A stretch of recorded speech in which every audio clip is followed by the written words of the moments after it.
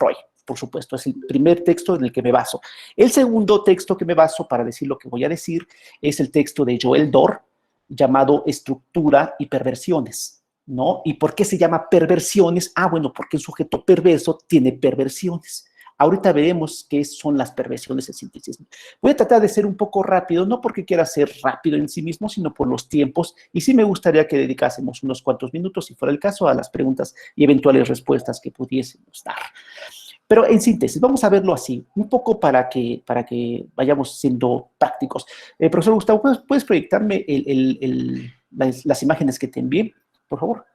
Vamos a ver en esta primera imagen muy elemental, ¿no? De lo que estamos hablando, ¿no? Rosario, también para que vayamos tratando de descubrir por qué un sujeto educado ya no es un perverso, o más bien que la perversión inicial debe de educarse.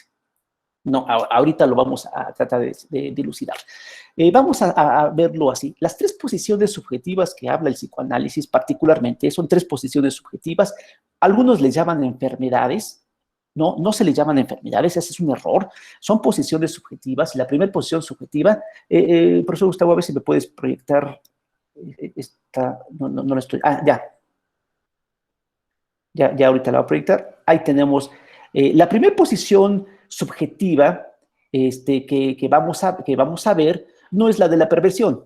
Solamente esto ilustra el tema del día de hoy. La primera posición subjetiva que se maneja es el de la neurosis.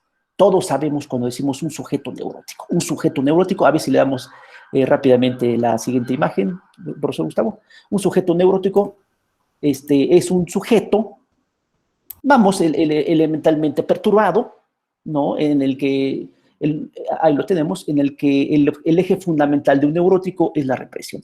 El sujeto neurótico está reprimido. ¿Qué es lo que está reprimido en el sujeto neurótico? Bueno, pues están reprimidos sus deseos primarios, particularmente el deseo incestuoso y el deseo parricida. No vamos a ahondar mucho en ello porque no es el tema del día de hoy. El tema del día de hoy es la perversión. Por lo tanto, solamente es para señalar que las tres posiciones subjetivas que señala el psicoanálisis es fundamentalmente la neurosis, ¿no? Y de la neurosis, pues, surgen un montón de situaciones también intersubjetivas, como por supuesto la histeria, ¿no? La obsesión, la fobia y la angustia, ¿no? Son, digamos, las posiciones subjetivas de la propia neurosis. ¿De qué estamos hablando? De un sujeto que sufre, por definición. Un sujeto neurótico sufre por el simple hecho de estar vivo. ¿Y por qué sufre por el simple hecho de estar vivo? Bueno, sufre por el simple hecho de estar vivo y porque la realidad para él es insoportable. ¿Vale? Eso es muy sintético, súper sintético, pero solamente es para que vayamos señalando. El sujeto que sufre es un sujeto neurótico. Solo los neuróticos sufren. Y sufren de manera consciente, por supuesto. No saben por qué sufren, pero saben que están sufriendo. Eso es importante. Vamos con la siguiente imagen, profesor Gustavo. Y bueno, la segunda posición del psicoanálisis es, por supuesto, la psicosis, ¿no? Es una posición subjetiva, la forclusión dictada por Jacques Lacan. Lo que está diciendo es que es un sujeto que está fuera de lo real, ¿no? De lo real del neurótico, ¿no? Porque si estuviera fuera de la realidad, pues estaríamos diciendo una barrabasada, porque la realidad, todos estamos fuera de la realidad, ¿no? Hay elementos que apuntan de lo real, ¿no? Pero en realidad la realidad tiene un carácter insoportable y un carácter casi inexistente, solamente existe para otras dimensiones. Por lo tanto, el psicótico vive en una realidad otra que no es neurótica, por definición. Él tiene otra posibilidad de tener acceso a mundos que presumiblemente podremos nombrar mundos simbólicos. Bueno, tampoco vamos a hablar de la psicosis, ¿no? Diré, bueno, entonces ya entremos en materia. Sí, pero necesitamos hablar primero de la neurosis, luego de la psicosis y luego de la perversión. ¿Por qué? Porque el sujeto en el proceso de desarrollo psicosexual puede adquirir, evidentemente, cualquiera de las tres estructuras. Esto es muy importante, ¿no? Vamos a regresar, profesor Gustavo, a la primera imagen, si me lo permites. ¿Por qué? Bueno, porque el sujeto, lo repito, y lo repito justamente para que nos vaya quedando claro, el sujeto o se hace neurótico, o se hace psicótico, o se hace perverso. Esto es bien interesante. Hablo de las estructuras psicoanalíticas. No puede haber un sujeto estructurado, neurótico y psicótico. No. Puede ser que en la neurosis se pase a la psicosis. Eso sí. Pero vamos a darle cabida a esto. Imagínense, amigos míos, este niño chiquito que estamos viendo ahí, sí, lo observan, ¿no? ¿Qué está haciendo el niño bueno, qué está haciendo de manera evidentemente elemental? Le está alzando la falda a una pequeña, ¿no? ¿Ese es un niño cochino? No, no es un niño cochino, ¿no?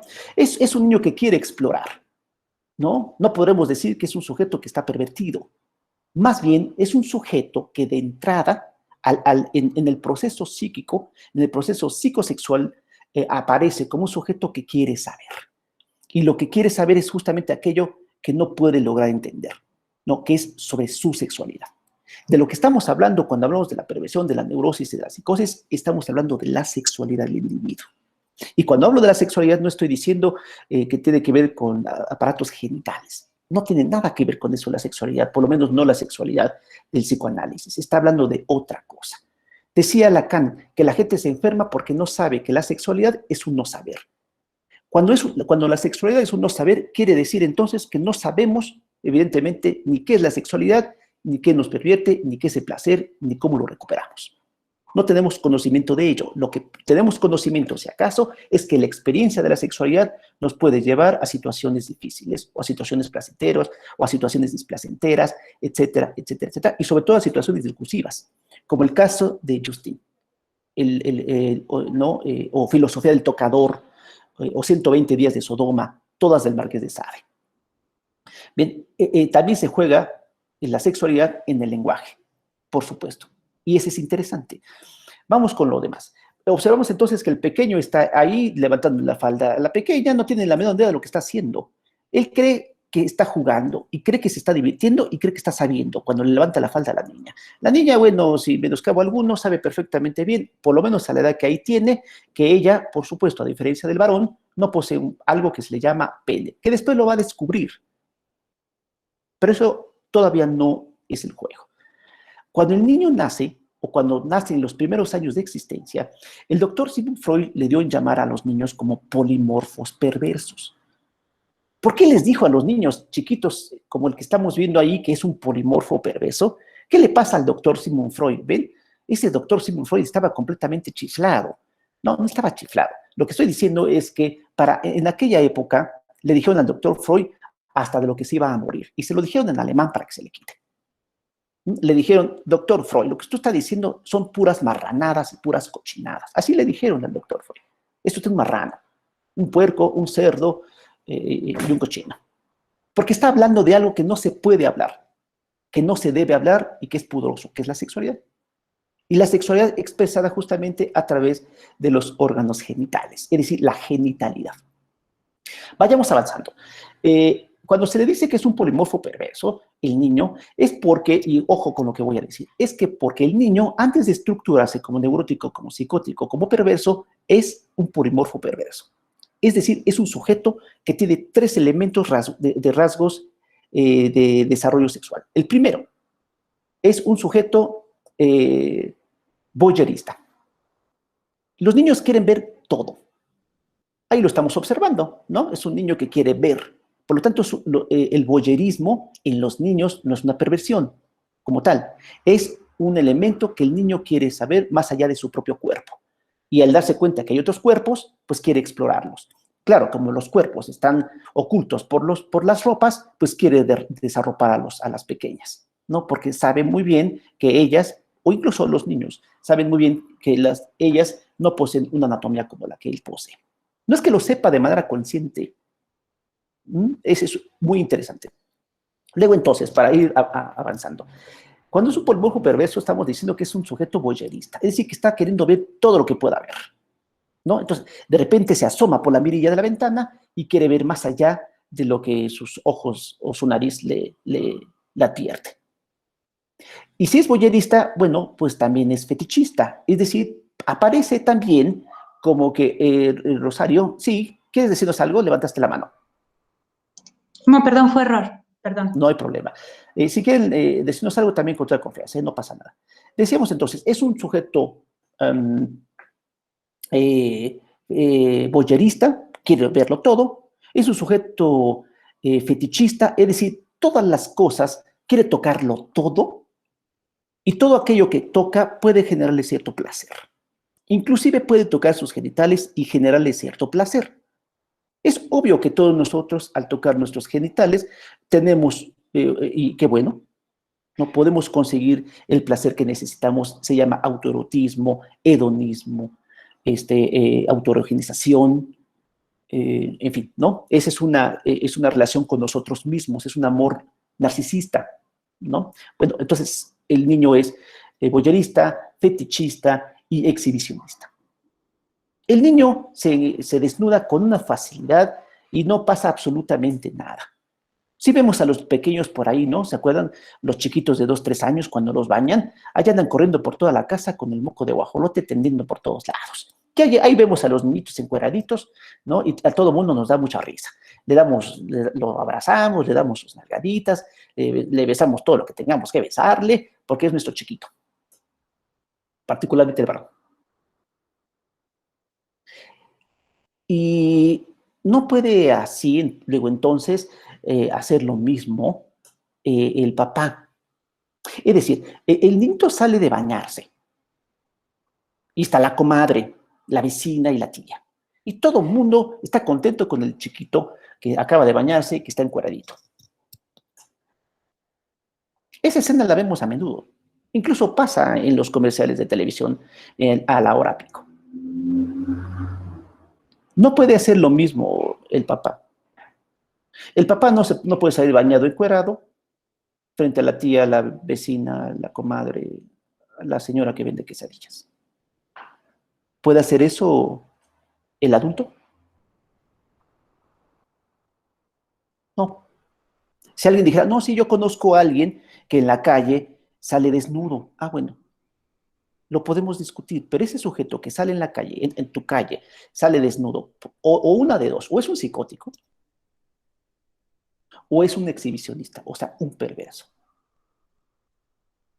¿Qué es un perverso? Bueno, un niño no es un perverso. Un niño es un polimorfo perverso. Es decir, en él no hay transgresión de la ley, de la autoridad. De la autoridad, evidentemente, en el carácter civilatorio.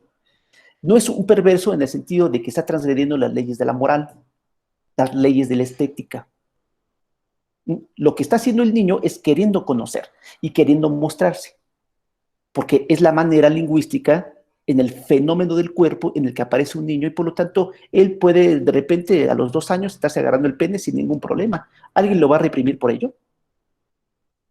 ¿Alguien le va a decir que es un marrano, un cochino, un puerco o un cerdo? ¿Alguien osaría decirle a un niño que se deje ahí? No.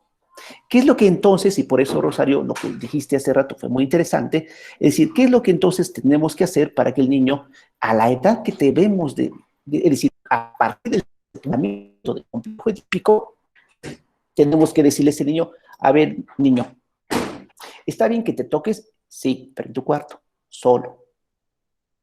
¿Está bien que te encuere? Sí, en el baño, solo, en tu cuarto, solo. ¿Mm? Está bien que estés observando a todo el mundo, solo a ti en tu cuarto, solo. Nada más. Vamos, si no se lo decimos, si no lo reprimimos y luego le damos una compensación civilatoria o una compensación educada o una compensación culturizada, entonces lo que vamos a generar es un sujeto que permanentemente esté pervirtiendo el deseo del otro. O lo que es lo mismo. El 75% de las mujeres de iba a decir hermoso país, pero de repente no sé si es un hermoso país. Este país es un país perverso. ¿Por qué creen que las mujeres van el 8 de marzo de cada año pues, a una marcha legítima, ¿no? Con un método legítimo, ¿no? A decir, pues ya basta con el violador, ¿no? Ya basta con el perverso. Porque lo que están diciendo las mujeres es que están siendo pervertidas. ¿Por qué? Por los perversos. ¿Quiénes son los perversos? Los hombres. ¿Por qué son perversos los hombres? Ah, pues porque poseen un pene. Y al poseer un pene lo muestran. Si en este momento no va a pasar, No va a pasar. Si en este momento dejo de hablar y entonces me desnudo y les muestro lo que tenga que mostrarles, no soy un profesor, soy un perverso. Eso no va a pasar. ¿Por qué no va a pasar eso? Por dos razones. La primera, porque no soy un perverso. Y la segunda, porque soy un neurótico. Y hasta donde yo sé, pues a mí me apena pues estar enseñando mis cosas donde sea. Tenemos que ser educados, Rosario. Tenemos que ser civilizados, Rosario. No, tenemos que estar culturizados, Rosario, para que cuando podamos mostrar las cosas que tenemos que mostrar al otro, lo tengamos que hacer de manera erótica, de manera poética, de manera amorosa y no de manera perversa. La perversión, para que lo subrayen de una vez, la perversión es sexual y es masculina y está determinada por la posición del pene.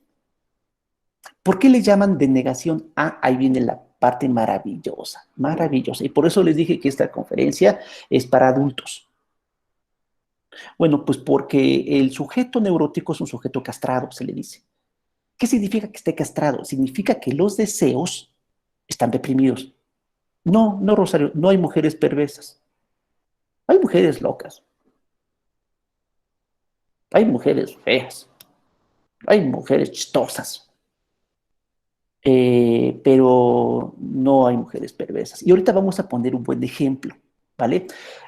¿A qué me refiero? Sigamos con el varón. El varón es el único que se pervierte. ¿Quién lo pervierte? Lo pervierte su mamá. Vamos a decirlo de una vez. El sujeto está sobreseducido por su madre, pero no por la madre doña Margarita o doña Catalina, no, sino por la figura materna, la figura de la seducción.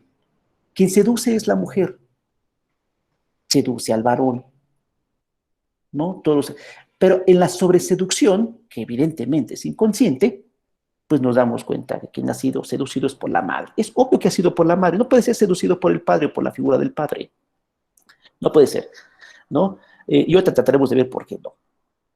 Hay personas, por ejemplo, los violadores, que son perversos por definición, ellos de repente se excusan diciendo, no, es que ella me sedujo, es que iba vestida pues muy holgada, es que iba exponiendo medio seno en el... Bueno, sí, lo que pasa es que ese sujeto, ¿no? Cuando ve una mujer, en lugar, vamos, de ver un cuerpo estético griego, o sea, si yo fuera griego, pues, no soy, pero tengo un pensamiento, digamos, occidental, pues entonces uno puede decir que hay cuerpos hermosos y que los puedes estetizar y ponerlos y plasmarlos, digamos, en un lienzo o esculpirlos en un mármol de Carrara, como lo hicieron los grandes. Pero no, hay sujetos que van en la calle, ven una mujer, evidentemente hermosa, como todas las mujeres, pues, pero hay unas mujeres que bueno, muestran una serie de atributos superiores a lo exhibible de manera elemental y evidentemente se sienten seducidos y luego entonces recurren a la perversión de manera inmediata. Desde el momento en que empiezan a hacer sus chiflidos, lo cual ya me parece bastante perverso, hasta el momento en que osan tocarlas y luego entonces, o peor aún, violentarlas sexualmente. Eso, amigos míos, la perversión está, y disculpen que lo voy a decir, y nos vamos a tener que aguantar, mi querido profesor Gustavo, pero la perversión está a la orden del día en todos los círculos sociales, en todos los círculos políticos, en todos los círculos en donde la mujer transita justamente en una devenida de su cuerpo. No por nada, hay en este país una gran cantidad, enorme cantidad de demandas a los sujetos perversos que violentan justamente a las mujeres. No a las pobres mujeres, todas las voy a victimizar en ese sentido. No se le, vamos, en el sentido más corriente, pues son tan enfermos, ¿no? Pero en el sentido subjetivo, por eso dije que son posiciones subjetivas, en el sentido más subjetivo del término, es un sujeto que está pervertido. No es que esté enfermo, claro, aparece así, ¿no? Aparece así, pues a quien le encanta que una mujer vaya a la calle y de repente se encuentre con un perverso mostrándole el pene de manera deliberada. Pues no, ¿no? De tal manera, y para irle avanzando, el sujeto se ha pervertido y uno de los elementos estructurales de la perversión es justamente el fetichismo. ¿Por qué el fetichismo? Bueno, pues por si no lo sabían, el fetiche por excelencia, hace rato que preguntaron sobre el pene o el falo, el fetiche por excelencia es el pene. ¿no? El pene es un fetiche para hombres y para mujeres. Nada más que hay uno que sí lo posee, físicamente hablando. Ese se llama un sujeto, digamos, es el varón, el que anatómicamente se le ha dado como el poseedor del pene, la anatomía masculina. ¿Las mujeres tienen pene? No, no. ¿Las mujeres tienen falo? Sí. Son dos cosas diferentes. Y vámonos poniéndonos de acuerdo. Por eso es que la conferencia pasada, cuando el profesor Gustavo estaba diciendo sobre qué onda con el psicoanálisis, bueno, el psicoanálisis pues no es psicología. El psicoanálisis tiene otra dimensión, o tiene una dimensión otra justamente para tratar de comprender las instancias psíquicas o las fuerzas anímicas inconscientes. Y en ese sentido pone justamente todo un campo teórico para darse cuenta justamente de qué estamos hablando, ¿no? Y cuando estamos hablando de un sujeto cuya sexualidad ha sido perturbada o ha sido desviada de la meta sexual, etcétera, etcétera, etcétera.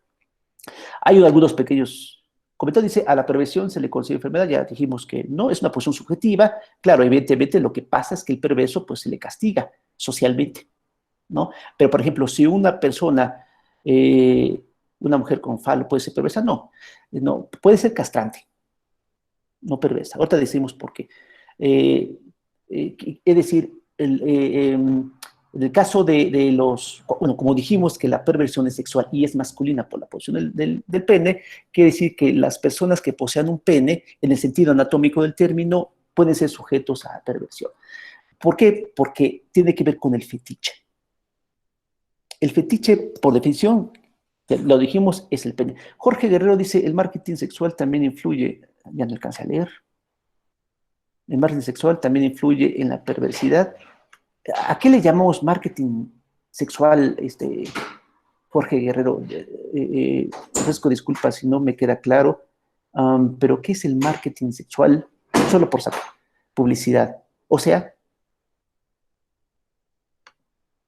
me gustaría ampliar esta parte porque igual tiene sentido y seguramente sí lo que estás diciendo, pero no estoy comprendiéndolo en su totalidad, publicidad sexual. Sí, por ejemplo,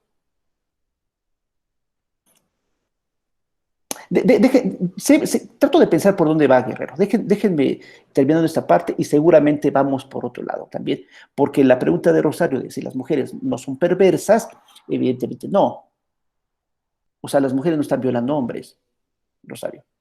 Las mujeres no violentan sexualmente, las mujeres seducen. Si hay alguna capacidad que evidentemente no podemos competir en ningún sentido nosotros con ustedes, es porque ustedes seducen. ¿Qué diferencia hay entre pene y falo? Sí. El pene es un órgano, es un fetiche en el psicoanálisis y en la medicina es el órgano sexual masculino, ¿no?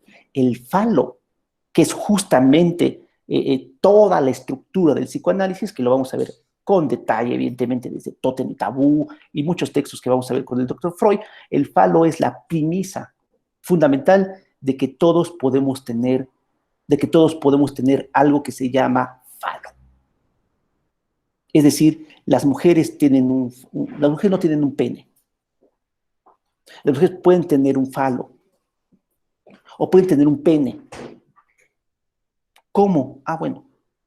Las madres, por ejemplo, lo que algo entra un día, 9 meses después ha de salir.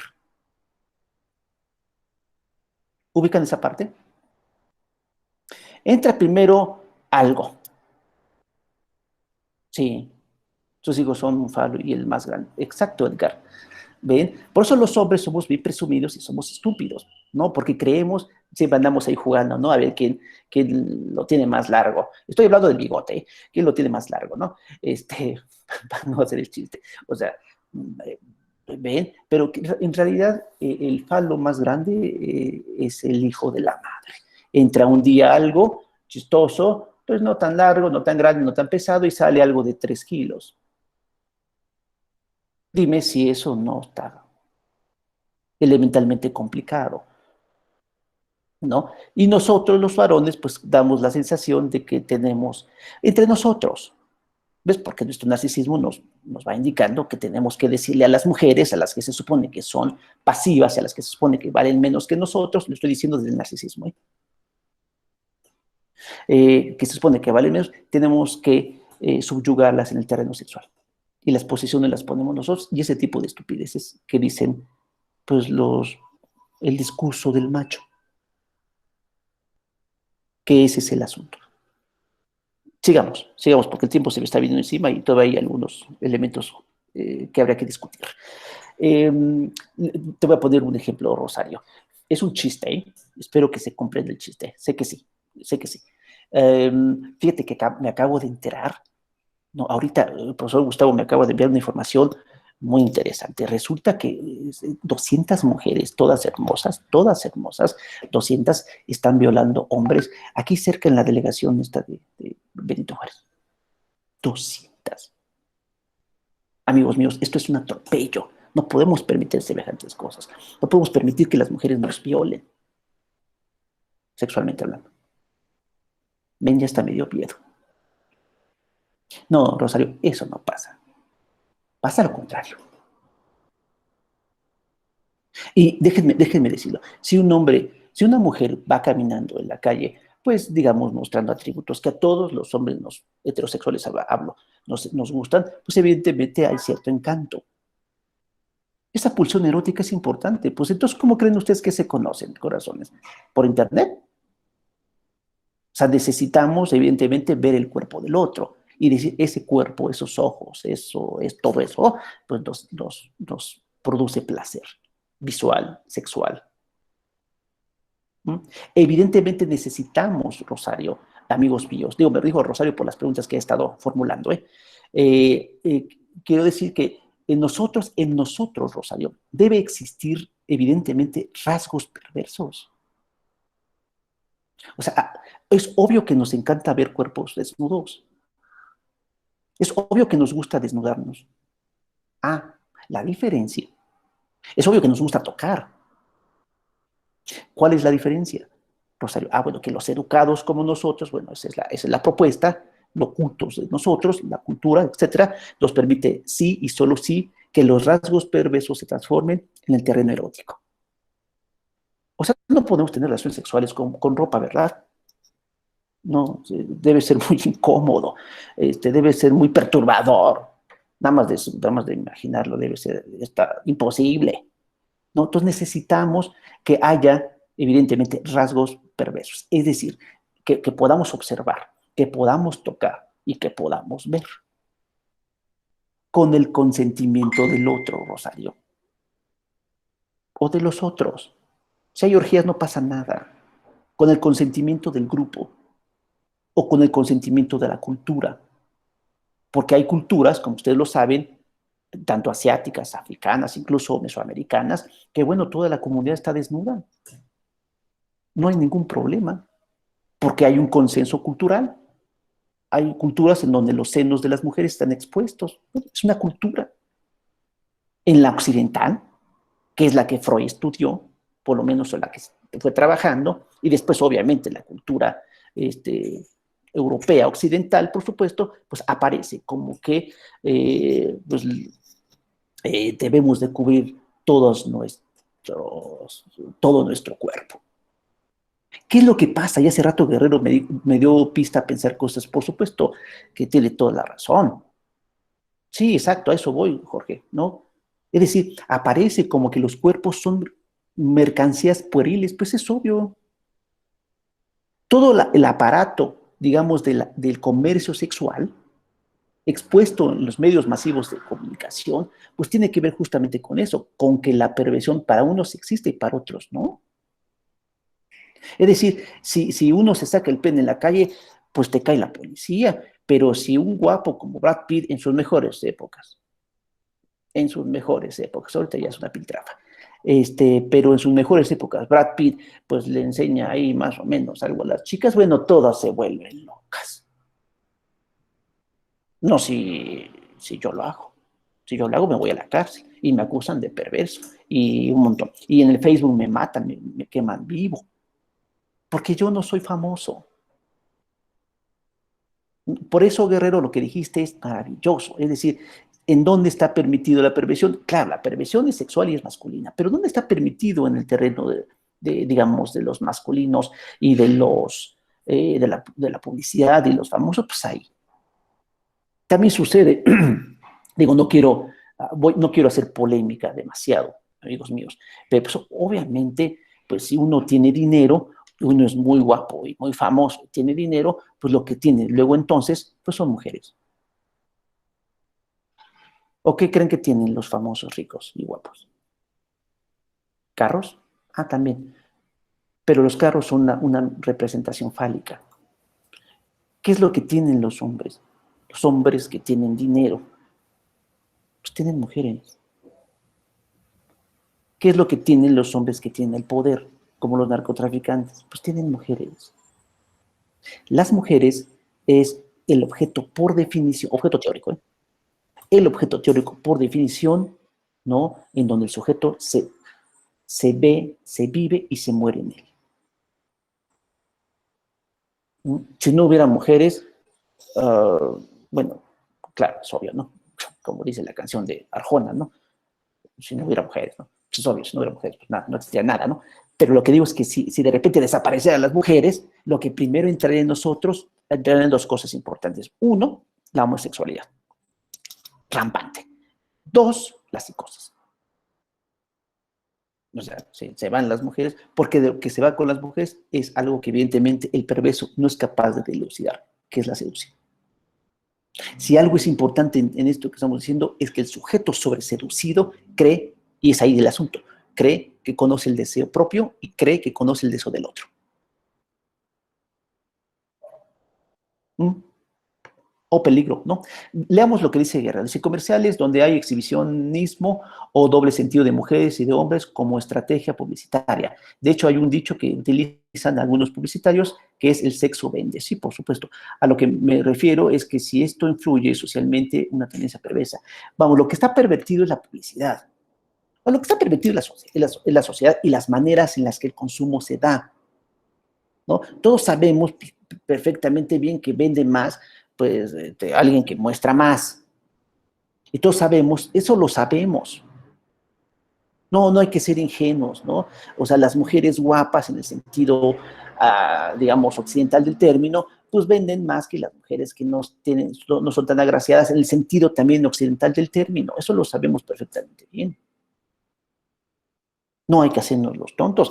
Uno pasa por el puesto de periódicos y la mitad de la publicidad, la mitad de las cosas que ahí observamos son mujeres desnudas. Lo otro que observamos son hombres descabezados, que es justamente lo que vemos en los periódicos de la esquina de nuestra casa, ¿no? Son las dos maneras de sentirse justamente atrapado. Por eso es que creo que la publicidad pues, no es tonta, es obvio, ¿no? Si lo que vende no es el sexo como tal en sí mismo, sino la posibilidad de sentirse seducido y de saber que puede uno tener acceso al mundo del deseo. Pero eso, amigos míos, es una ilusión. Es una profunda y completa eh, ilusión. Déjenme ponerles otro ejemplo. Justamente en la imagen que ahí aparece, ven, hay una pequeña que sale al bosque a dejarle comida a su abuelita. O sea, ¿a qué madre se le ocurre mandar a su hija de 12 años a atravesar el bosque y a dejarle comida a su abuelita? O sea, pinche, perdón, o sea, ¿qué le pasa a esta madre, no?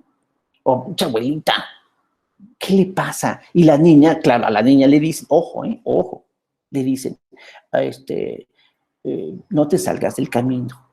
¿Cómo no se va a salir del camino si es justamente lo que desea la niña? Tiene 12 años y porta una caperuza roja.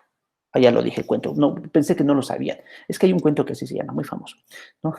Se llama así La Caperucita Roja. Es decir, la niña que a los 12 años está menstruando y que va justamente en búsqueda de lo que ella cree que es su deseo. Obviamente no saben que Jabón lo patrocina. Pero como el lobo feroz es el lobo feroz que tiene dos condiciones, el lobo feroz, o sea, el perverso, por definición, es un sujeto que le encanta comer y le encanta devorar. O sea, sí, se ubica, ¿no? Primero se la come y luego se la devora. Sí saben eso de comer, ¿no? No quiero ser muy... No, yo creo que no estamos hablando con este público de seres ingenuos. O sea, el lobo se la come una y otra vez. Uh-huh. Y después se la devora. Sí, ubicamos el verbo, ¿no? Vamos a comer y luego a comer. Bueno, es lo que es el lobo feroz. Sí, bueno, sí, vamos, sí. O sea, comer y coger, pues. Es lo que hace el lobo feroz. Por eso le dice, ay, esa lengua está muy, pues sí. Oye, ese lo tienes muy, sí, pues es para eso. Y la señorita Caperucita lo sabe. Y lo sabe, pero no sabe que ese es su deseo. Y se interna en el bosque. Por eso cuando muchas mujeres dicen, no, es que el jefe, este señor me está violentando sexualmente, bueno, señorita Caperucita Roja, no atraviese el bosque, no atraviese el bosque, o sea, no nos hagamos tontos. Sabes muy bien que está el lobo feroz. El lobo feroz, la condición del lobo feroz es que te coma y te devore. Entonces tendrás que tener cuidado. Claro, a menos que te encuentres con un sujeto siniestro. Y es ahí donde voy terminando con esta sesión. ¿Saben ustedes del caso de Mariana, la jovencita que fue asesinada en Chiapas? O sea, una médico, ¿no? Estaba en Chiapas, entonces pues el jefe de la unidad médica, pues la acosaba sexualmente, incluso se metió a su cuarto que él le había proporcionado, ¿no? Y entonces ella lo pudo sacarlo del cuarto, tuvo muchas denuncias y al final amanece asfixiada un día.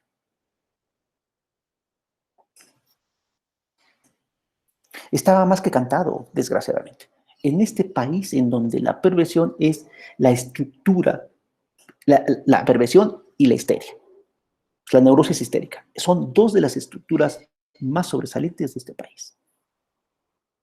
No puede haber una mujer, no conozco ninguna mujer que no me haya dicho que siempre que sale a la calle, o que alguna vez por lo menos que haya salido a la calle, no ha sido violentada por lo menos de manera elemental. No conozco ninguna mujer. Y el 75% de las mujeres de este país han sido violentadas por lo menos en lo más mínimo. El 50% de las niñas que han sido violentadas han sido violentadas por sus figuras parentales primarias, particularmente parientes patrilineales.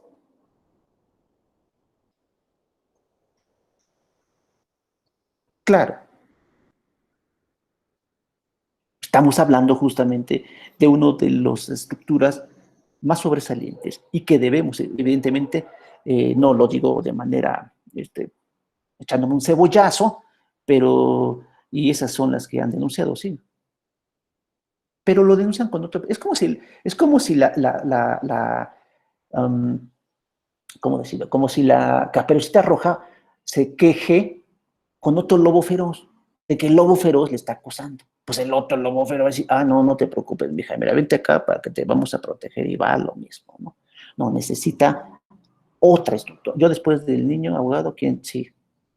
Es muy importante justamente tener el conocimiento de cómo funciona el sujeto perverso y qué hay que hacer.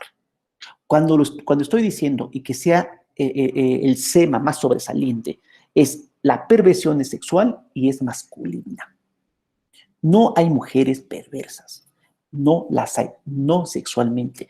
Si, por ejemplo, dije, oiga, te voy a violar, a ver, profesor Gustavo, fíjense que tengo 3 mujeres que se lo quieren violar.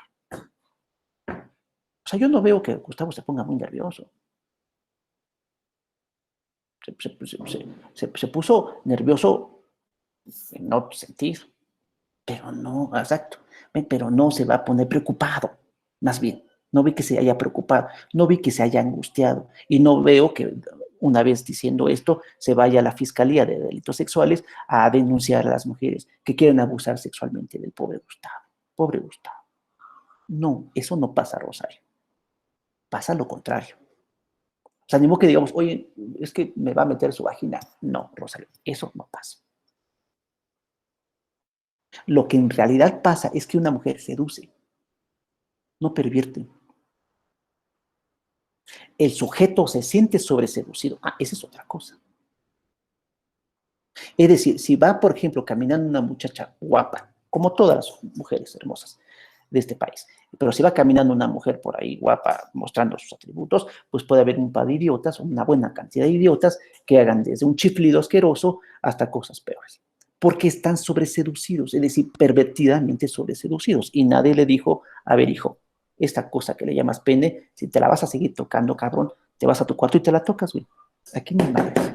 En esta casa no se hacen esas marranadas. A la edad del sepultamiento edípico, me refiero. Cuando tienes 2 años, haz lo que quieras. Enfrente de que quieras. Hablo justamente cuando se instaura el superyo.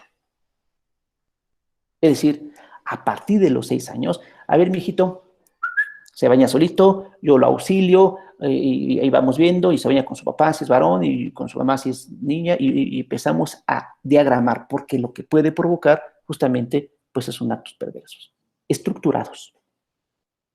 A eso me refiero. Bien, tengo una buena cantidad de cosas aquí, pero bueno, vamos a tratar de ver la última imagen, solamente para observarla. A ver si me apoyes. Bien, ahí está la estructura elemental. El neurótico es el sujeto de la duda. ¿Quién soy? ¿A dónde voy? ¿De dónde vengo? ¿No? ¿Qué voy a hacer? ¿Voy o no voy? ¿Compro el boleto o no compro el boleto? ¿No? ¿Vivo o no vivo? Y digamos, los elementos vamos, los elementos que lo conforman son básicamente la histeria y la obsesión. También la fobia, también la angustia. De la psicosis ya lo sabemos. Es el sujeto que vive en el deseo. Decía un profesor, amigo mío, profesor Moguel, que digamos, el neurótico construye castillos en el aire. El psicótico vive en esos castillos y el perverso les cobra la renta. Entonces, el psicótico pues, es el sujeto que cree que sabe, es el que vive en el deseo. O sea, el cabrón, perdón que lo diga, pero el sujeto psicótico está viviendo permanente y repitiendo permanentemente un deseo que había sido expuesto desde su época mítica. Está feliz, o sea, él vive en el paraíso. Le vale madre todo lo social, le vale madre. Es paranoico, por definición, o esquizoparanoico, o esquizofrénico, o parafrénico. Son justamente las estructuras. Un celoso es un psicótico, ve cosas raras, inventa un mundo, ¿no? Como Otelo con Desdémona en la obra de William Shakespeare. Inventa un mundo y cree que su mujer lo engaña. Como se da cuenta que no lo engaña, pues la mata. Léanse esa obra maravillosa de William Shakespeare. Y el perverso es el sujeto que tiene una certeza sobre su goce sexual, lo cual es completamente irrisorio. Y evidentemente es un transgresor de la sexualidad neurótica, por supuesto. Y los rasgos elementales es el fetiche, el pene por definición, ¿no? Exhibicionista y voyerista, ¿no? Alguien de ustedes, mujeres, se ha sentido acosada por alguien, de repente, oye, este cabrón como que se me queda viendo mucho, ¿no? ¿Qué dicen ustedes? Oye, o sea, uno ve la mirada, ¿no? Digo, no quiero que nadie me responda, si no quieren amigas mías, pero pues supongo que en su andar por este mundo, pues ha habido uno que otro desgraciado, uno que otro perverso, pues, que las ha mirado no con buenas intenciones y que se ha acercado a ustedes no con buenas intenciones. Pues ese sujeto es el que habita, pues sí, ese sujeto es el que habita el día de todos los días en los espacios públicos, ¿no? En donde nosotros, o ustedes particularmente, se mueven. Y ese sujeto, ¿hay que denunciarlo? Sí, hay que denunciarlo y, por supuesto, hay que trabajar con él. En la terapia psicológica o en la otra modalidad, que es justamente la que nos compete, que es el terreno del psicoanálisis, y hacer ver justamente que su deseo, evidentemente, está perturbado. En términos así muy de mi pueblo, es es un marrano. Y es un sujeto que se la pasa permanentemente hablando, haciendo y diciendo una sarta de barrabasadas, todas, la coprofilia, por ejemplo, todas dichas a través de los órganos sexuales, poniendo al otro o a la otra justamente como el terreno de su deseo sexual. Y, por supuesto, violentándola permanentemente. Concluyo con esto. Una alumna, exalumna mía, pequeñita, 15 años, llegó súper perturbada porque en la calle se le acercó un sujeto en su carro para preguntarle una dirección, y lo primero que ve la pequeñita de 15 años, 15, 16 años, lo primero que ve es justamente este sujeto mostrando el pene erguido, ¿no? Y evidentemente, pues la niña, al ver el escenario, pues entró en un shock nervioso espantoso, ¿no? Ahí en el CSI-5, Lulú, ¿no? Obviamente no es el pene el que la perturbó, sino la manera en la que se expone el pene, porque pues, muchas mujeres de aquí, evidentemente, bueno, o las mujeres que sostienen relaciones sexuales con sus parejas, pues no le tienen miedo al pene de la pareja, ¿verdad? No, por lo tanto no es el pene. Es la manera en la que aparece, la manera en la que se transgrede justamente el espacio íntimo. Eso es la perversión. Y evidentemente apuntamos a que tengamos cuidado y que sepamos actuar justamente ante estos menesteres que implica un sujeto que está de manera permanente y constantemente pervirtiéndose a sí mismo, ¿no? A través de una sobreexcitación devenida de la madre hacia alguien que evidentemente aparece como una víctima, que son las mujeres. En fin, digo, ni modo que un perverso me enseñe su pene, pero si me lo enseña a mí, pues yo también tengo uno, no pasa nada. Si se trata de comparar, pues obviamente el pene más grande es el que tiene más dinero entre nosotros. Entre nosotros. Por eso decimos, aunque tiene mucho dinero, pues evidentemente tiene un pene muy grande. Y su pene lo va a ver, evidentemente, puesto en sus carros último modelo, en sus 500 mujeres, en sus 8 casas. ¿Ves? Ahí está. Ahí están sus fantasías puestas ahí. Si algo vamos a aprender en el diplomado que estamos invitándolos, es a darnos cuenta de que estas cosas no son más que ilusiones neuróticas. Y cuando hablamos de ilusiones neuróticas, nos vamos a sentir no mejor, porque puede ser que nos sintamos peor, porque si son ilusiones neuróticas, por lo menos nos quitan eso, ¿no? Lo cual ya está cañón. Pero pues por lo menos nos vamos a dar cuenta de que hay algo superior a eso. Y el conocimiento justamente de nosotros, algo que no pudo haber hecho Narciso en el mito griego, nosotros sí lo podemos hacer. Por lo menos darnos cuenta que estamos sin falta. Eso es una ganancia, por lo menos en este mundo. Y que no nos van a venir a contar. Nadie nos va a venir a contar de que el otro, por tener o por poseer mercancías de consumo, es superior a uno. Eso es un mito y es una ilusión. Bien, profesor Gustavo, estamos en tiempos, no sé si hubiese preguntas, comentarios, estoy abierto a ello. Claro que sí. Pues bueno, vamos a dar apertura a los comentarios y intervenciones. Entonces, si gustan ir escribiendo ya sea su comentario, pregunta o ir alzando la mano para darles el micrófono y poder abrir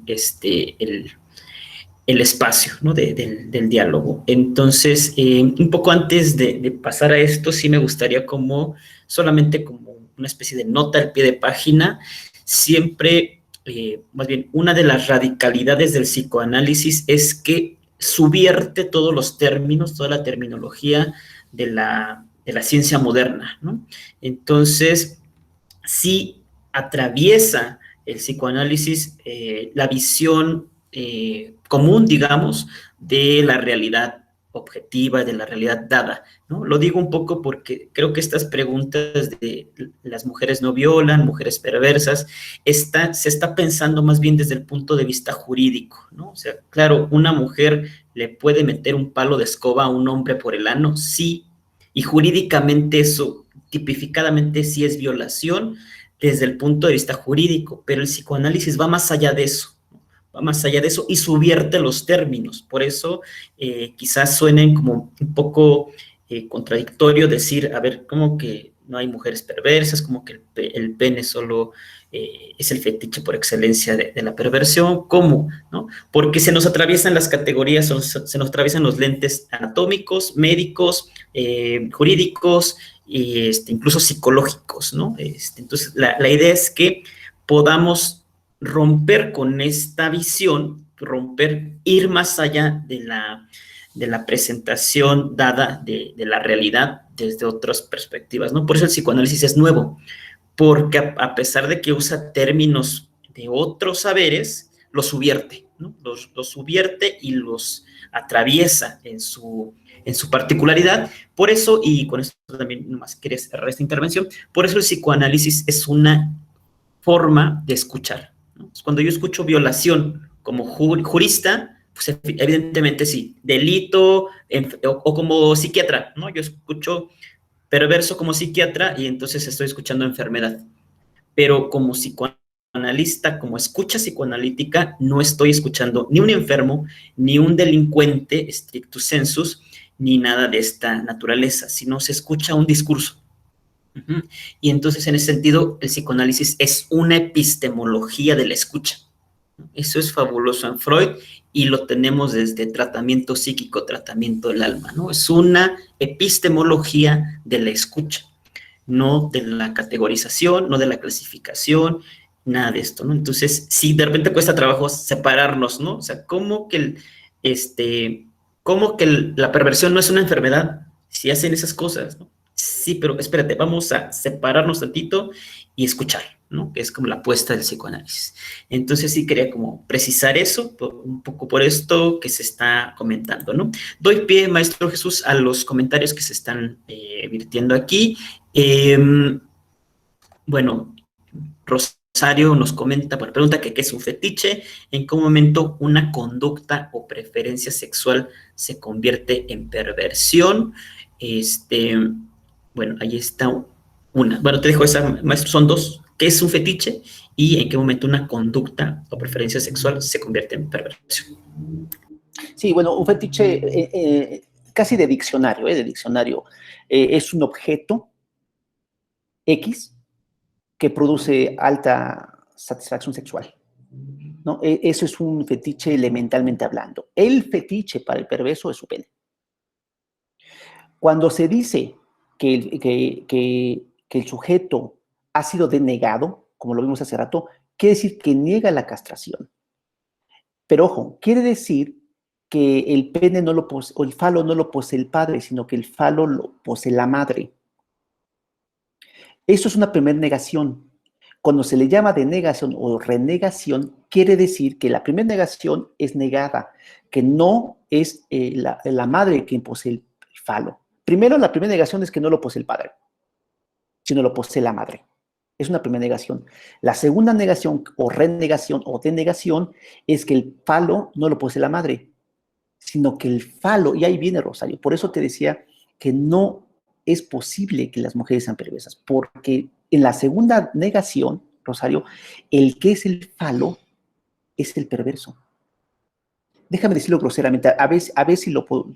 Ofrezco disculpas si lo digo groseramente, pero solamente lo trato de decir de manera pedagógica, ¿vale? Por favor, espero que se me pueda comprender. Es decir, el perverso cree que él es la verga. Y así lo asume. Y cuando dice, yo soy la verga y yo me voy a coger a todas y me vale madre y lo voy a hacer de manera grosera y de manera alevosa, ese es un perverso. Por lo tanto, una mujer puede estar loca, como un hombre que también está loco. Una mujer puede ser siniestra, como un hombre. Puede estar histérica, o sea, un cuerpo histérico. Pero perverso, en el sentido de que ella sea la verga, no se puede. No es posible. No así.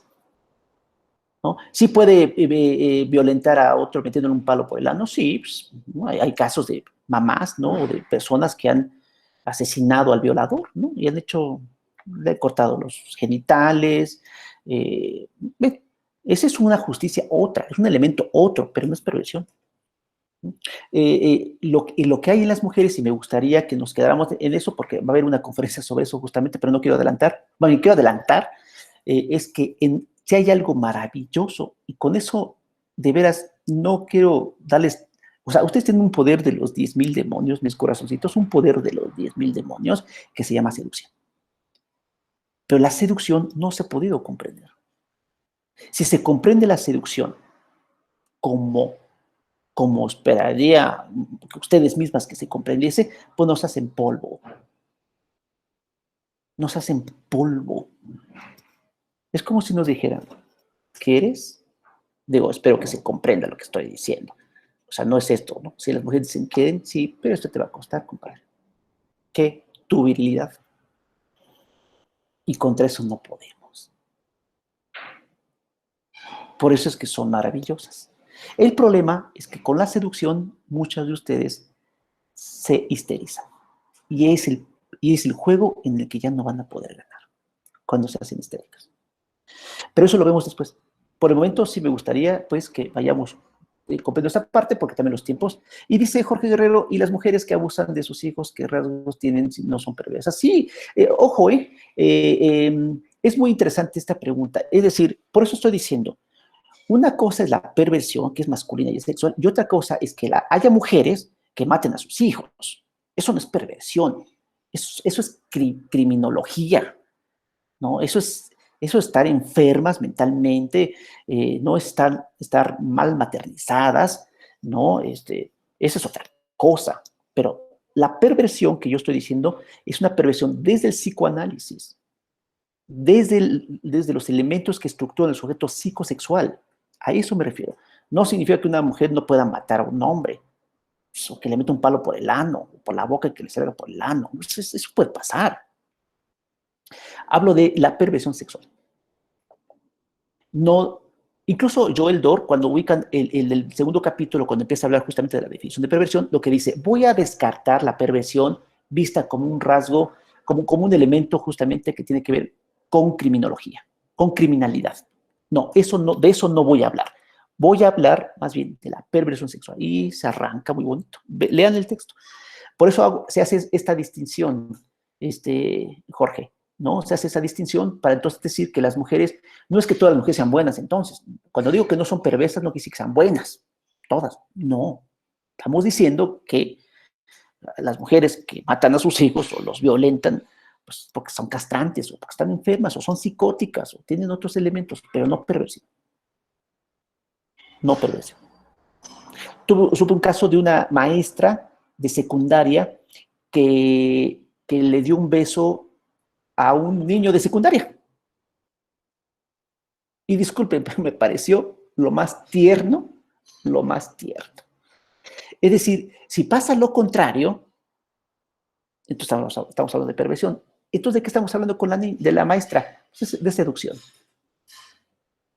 El niño no se quejó, el problema es que la vio una mujer. Pero el niño estaba encantado. Se sintió seducido. ¿Por qué? Pues por su mamá, que era su maestra. Entonces, hay que ser muy críticos al momento de ser o decir estas cosas. No sé si quedó claro, Jorge.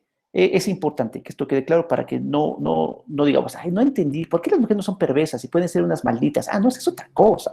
Pueden ser unas malditas como hay hombres malditos. Pero la perversión sexual, de eso estamos hablando. De esa parte del psicoanálisis. Que evidentemente, no por nada, el 8 de marzo, las mujeres salen a manifestarse a las calles justamente para decir, es que tengo aquí al lado, en mi casa, en mi oficina, tengo a mi violador, a mi acosador, a mi perverso. ¿Y qué hay que hacer? Pues denunciar, mis corazones. Sea quien sea.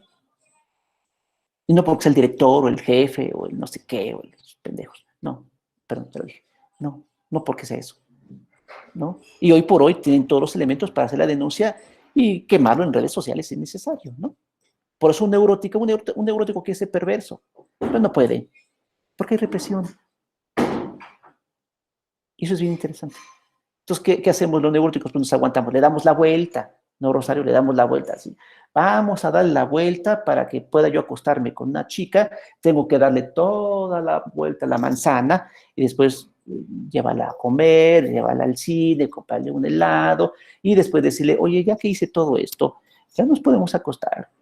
Bueno, nomás porque hiciste todo esto. Si no hacemos todo eso, pues somos perversos. Bien, corazones. Con ello terminamos, amigos míos, también por la hora, pero estoy abierto un par de minutitos si gustan. Si no, bueno, ustedes díganme. Profesor Gus, tú dinos. Sí, están poniendo aquí algunos comentarios. Solo sí dejar como muy claro eso, ¿no? La noción de perversión no es clasificatoria, es decir, no es para describir una conducta, ¿no? Quizá las preguntas que están arrojando es un poco más hacia un psicólogo o hacia un criminólogo, ¿no? Ahí sí, ¿no? Pero desde el punto psicoanalítico siempre, esto es lo revolucionario, son posiciones subjetivas. Ya después viene lo jurídico, lo político, lo psicológico, si quieren, pero psicoanalíticamente no le van a sacar a un psicoanalista si a un perverso lo metemos a la cárcel o no. Como psicoanalista te dirá, escuchen, hay que escuchar, ¿no? Pero si de repente nos ganan como estas categorías de lo jurídico, lo psicológico, ¿no? Entonces no es así como, ¿cómo identifico la conducta de un perverso? Ah, bueno, eso un criminólogo te puede echar la mano, ¿no? Un psicólogo forense, particularmente, ¿no? Ahí sí te va a decir, si hace esto, se viste así, te ve así y todo esto, ah, ese es un individuo perverso.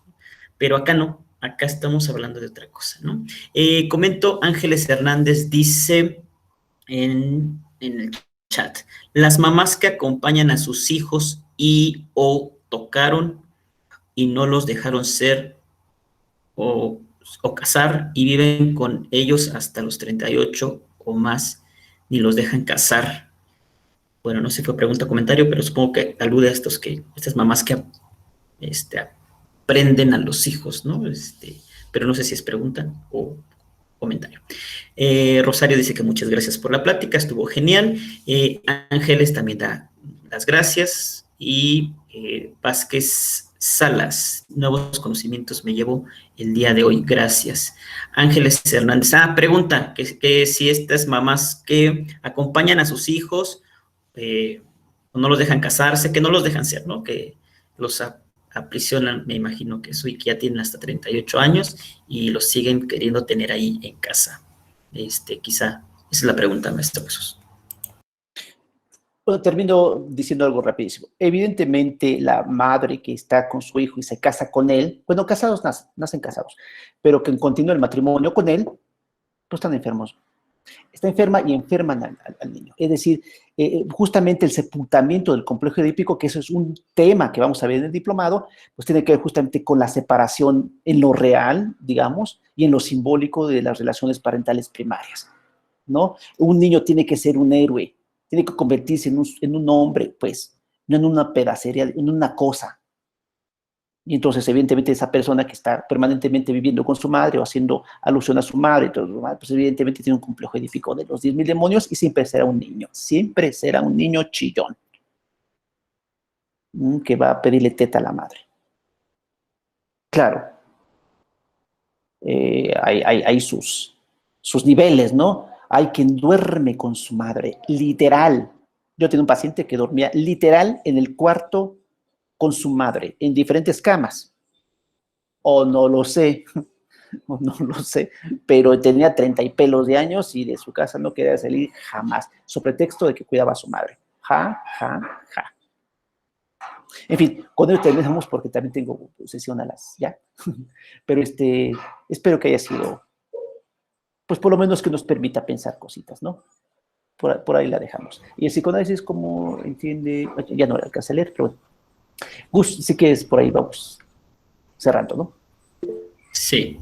Bueno, pues una disculpa que quedaron preguntas aquí al aire, pero los invitamos, si no están inscritos todavía en el diplomado, inscríbanse, los invitamos y bueno, vamos a dejarle el día de hoy hasta aquí. Agradecemos al maestro Jesús por su participación, por compartirnos esta sesión y agradecemos a todos ustedes por haberse conectado y los esperamos el día sábado con la participación de la doctora Elena Osorio y el doctor Gerardo Ábalos. A propósito de lo que dice Edgar García, ¿cómo entiende o entra la dinámica con la cultura? Bueno, Edgar, no te pierdas, la doctora Elena y el doctor Gerardo te van a resolver, no sé si las dudas, pero sí van por ahí, ¿no? Más bien, psicoanálisis y política, psicoanálisis y sociedad, etcétera, ¿no? En ese sentido, pues les agradecemos muchísimo, que tengan una excelente tarde. Nos vemos el día sábado, les haremos llegar la liga nuevamente. ¿Tiene levantada la mano? Claro que sí, María de Lourdes. Quizá. Adelante, Lulú, ¿tenías levantada la mano? ¿No? Es un error nada más, entonces. Ok, pues les agradecemos entonces. Me saltó la pregunta también de Jorge, que cómo se soluciona la instancia perversa. Es que para el psicoanálisis la perversión no es un problema a solucionar. Cuesta trabajo, Edgar, pero bueno, vamos allá. Los invitamos a que vengan a reflexionar con nosotros en el diplomado el próximo 28 de julio. Muchas gracias a todos, que tengan una excelente tarde y nos vemos el sábado 14 con los doctores. Sí, está interesantísimo el sábado con el doctor Gerardo y la doctora Elena. Son maravillosos, ya los escucharán ustedes. Un abrazo a todos y nos vemos pronto. Hasta luego. Hasta luego. Gracias.